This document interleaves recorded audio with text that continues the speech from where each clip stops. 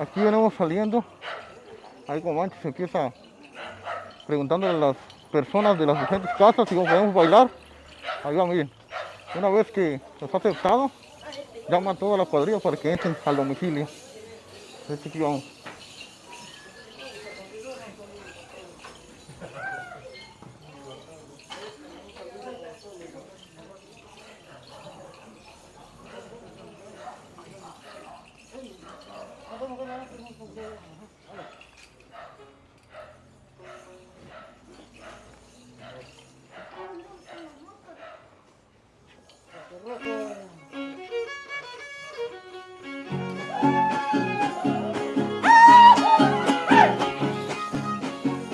Aquí estamos, amigos, estamos disfrutando de este Iscaíhuitl aquí en Saltocán Hidalgo.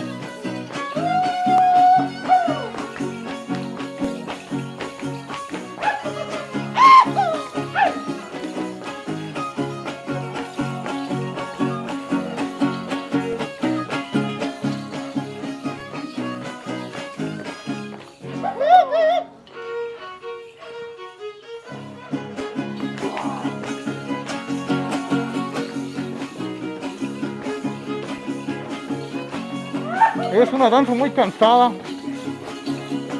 que es hecha en guapangos y sones de chantolo. Las familias salen a bailar también y a disfrutar de esta bonita tradición aquí en Saltocán Hidalgo.